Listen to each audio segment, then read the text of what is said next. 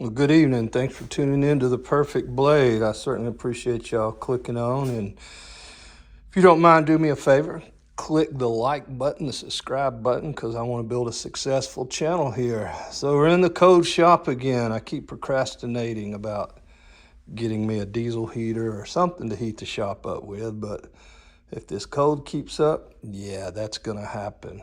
So I got the last three knives of the day. I got that's a twin Hinkle. I think this is another Hinkle. Yeah, that's a Hinkle. And this is a Sabatier made in France. So my process, thinning on the Cubitron 120. I'll thin I see the burr, try to thin 10 degrees behind the cutting edge. Then half-speed buck tool. That is the key if you're going to sharpen on a belt sander, is you just got to slow it down. I have one here, the modified, that I put the servo motor on, go forward and back.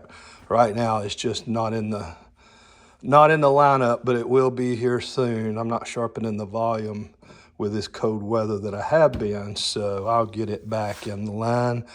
And then we go to a paper wheel, to a hard felt, and to a leather wheel. So I'll just turn them on and we'll get started. The one thing I will say is I'm always concerned about metal heating up and then getting it cold, heating up and getting cold. That's a recipe for disaster. So I've got warm water in here.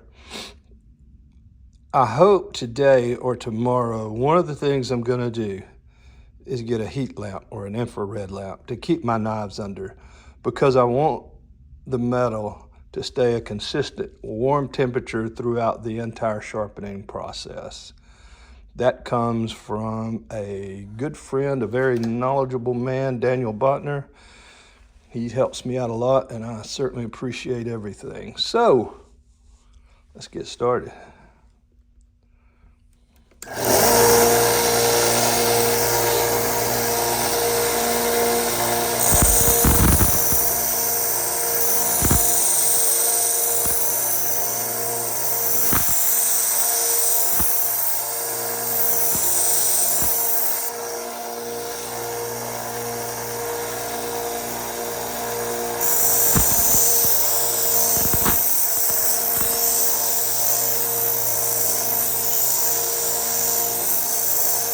Already starting to see a burr form.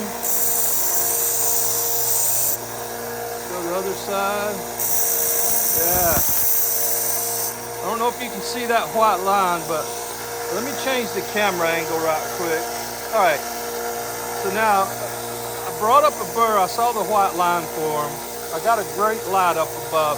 So I'm going to run this on the slack part of the belt sander where there's no platen, and that just kind of blends it in. But the thing is, watch this white line form.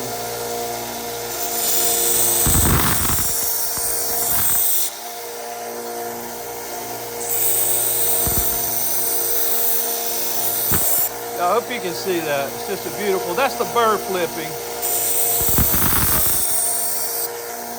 That's pretty awesome. That's when you know you've done your job, you're properly apex, and you're ready to go through the next station. Now, I know I sound like a broken record, but this is really important to me and a great lesson to learn when I was sharpening knives. If I would have taken this knife and just started on the 1x30 belt grinder, you know, it would have taken at least 6, sometimes upward 8 to 10 alternating passes to get that burr up.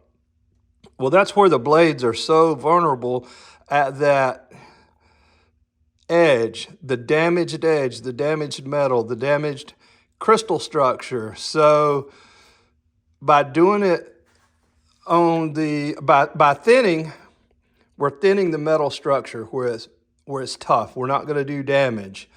The most damage is caused by heat. on this cutting edge. So once I thin and get a burr, then one swipe I'll have a burr. I just do one swipe down and back with the 120. Then I do a swipe down and back with the A45. And, you know, just think about that for a minute. One swipe each, and we're getting a beautiful, solid burr along the whole length of that cutting edge. That is doing our job as professional sharpers to reduce the damage caused by heat on the cutting edge. So many times before I got efficient at thinning, you know, I would sit and just grind and grind and grind, and you know, I'd eventually get a burr. But now looking back, I realized that, you know, it wasn't the greatest thing. So yeah, just learn to thin. If you don't, then I sharpen, and we'll get started with these other ones to get this France-made knife done.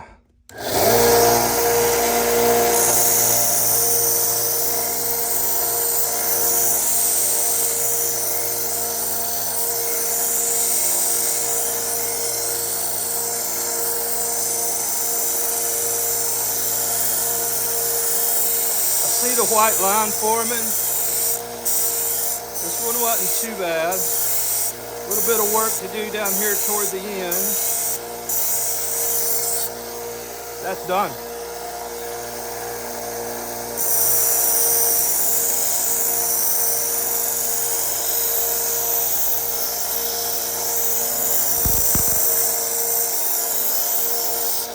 All right, going to the slack part. I'm gonna see if we can see that burr form.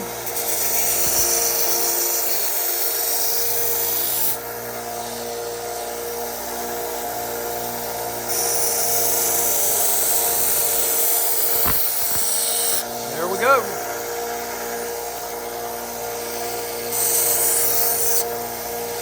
That one's done.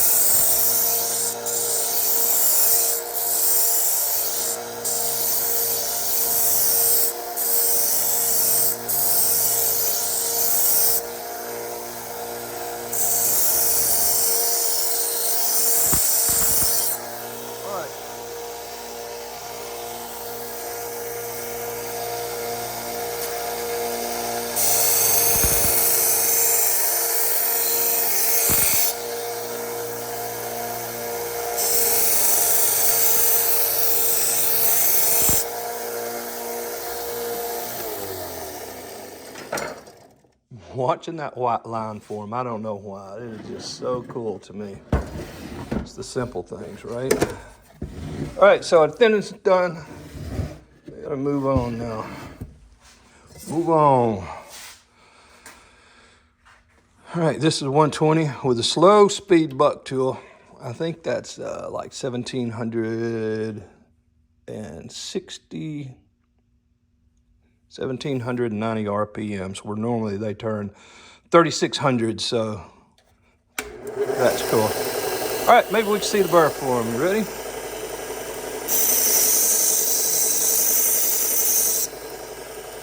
Solid burr.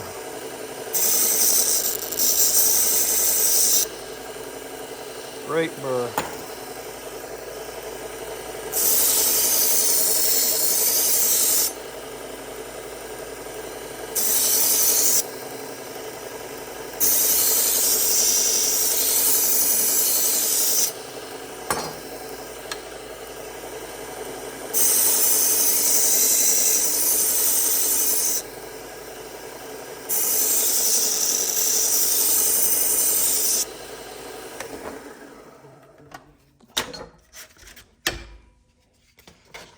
Change out to my A45. My belts are getting warm. It is time to visit Cliff Curry Custom Cutlery for new belts. So on the 400, it's just going to be down and back. I saw the dust come over the edge and I saw the white line flip. And I don't know why, this is just a habit. I just have to do one more pass. Woo! Power surge. It's be cool up there.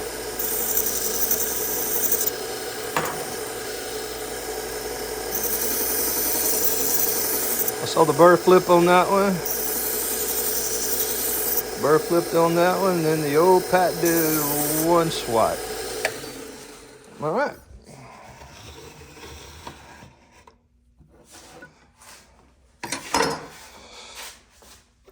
I use white compound.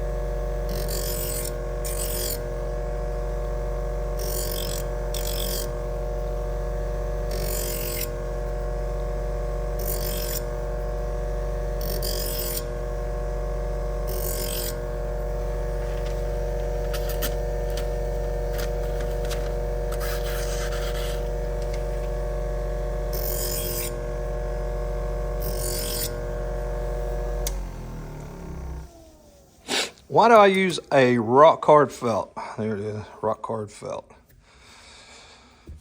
Watching and studying hard it's the Australian knife grinders. I forget, that's easy to look up. Man, they did some in-depth research on it. And I suspected maybe I was leaving a little bit of a burr, but you know, how you know? But when I saw their video, it just got me to thinking. So I ordered one. It wasn't but a couple dollars, and I already had the jewelry buffer. So I did the 1x30. I did the paper wheel, looked at it under magnification, and then did the leather wheel, and it was sharp. So then I grabbed another knife, did the same process, but did the paper wheel, and then the rock hard felt. And when I looked at it under magnification, there was these strings hanging off of it. And that was my aha moment. That was the root burr, or the wire edge, that's so hard to get off. So in theory, what I was doing was I was doing a great job of getting that main burr off with a paper wheel, and then, just kind of refining it with the leather wheel. So what I was doing on that wire edge, or the root burr as they call it, is I was shaping it into a triangle, and it absolutely will cut paper. I mean, it's sharp, but as you know, when you go to use it and you push down on it, then that burr flattens. And so once I did the rock hard felt, that proved to me that I was finally getting that wire edge burr off. And now it's just a confidence thing. Does it hurt over honing? I don't think so. I mean, all my clients are just always rave about my knives, and they stay sharp. So when they bring them back in to sharpen again, I always look under magnification. I don't see any rolled edges or, anything that would indicate that I'm leaving a burr on. So I'm very, very confident in this process. So that's the way I do. The other way, I didn't do it, but I wished I would have. They recommend before you use the rock hard to make a little line, and I think take 6-pound fishing line, stretch it tight, and then cut it. And then look under a microscope where you cut it, and you can see an indentation. That's proven that wire burr, or the root burr, is still on there. So I'm confident I was leaving it on there, but I'm confident now I'm removing it. So this is just my honing process, and it works. So let's get this done, and I'll quit talking.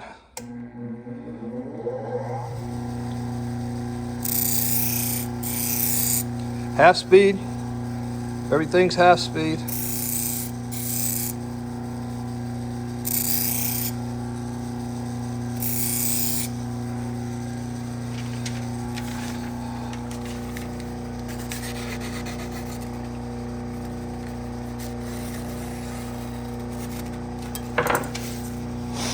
I like it.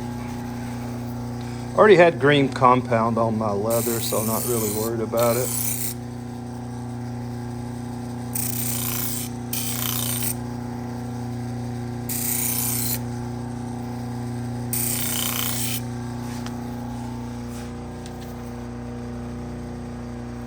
See how that hesitates when it hits the paper? That's not what I'm looking for. Or it pushes the paper down, it crimps it, I guess.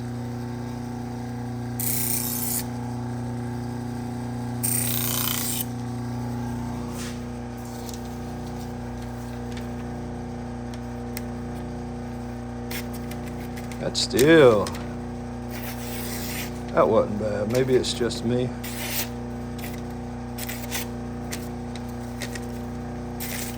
So I'm not happy with this knife. I'm going to go back and do a little work on it. Maybe it still left a little bit of the burr on.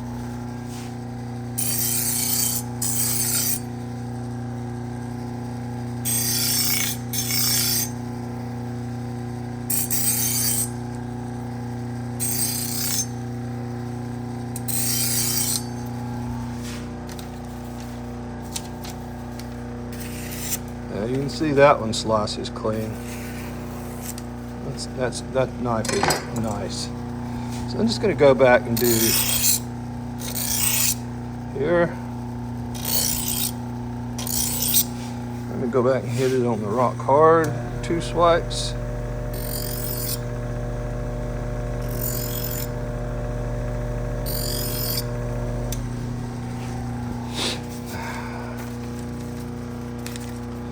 It'll be hard to get along with.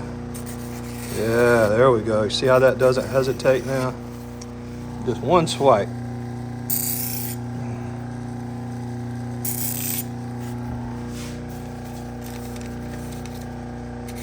There we go.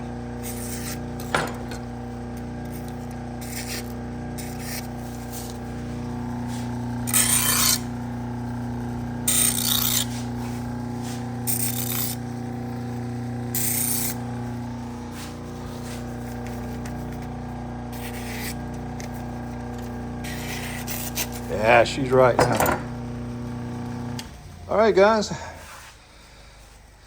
Thanks for tuning in. I'm going to do some lives and talk about when it warms up and talk about some different metals, the structure and the different metals and the angles at which you hone them makes a big difference. I'm going to do a chart and I'm going to hang it on my wall because I need a reference also. So if you don't mind, click old Mr. Sharpington right here and subscribe, like, comment. If you're a sharpener, please comment. I'd like to follow your channel, and I always learn something when I follow you guys. Stay warm and keep it sharp with the perfect blade.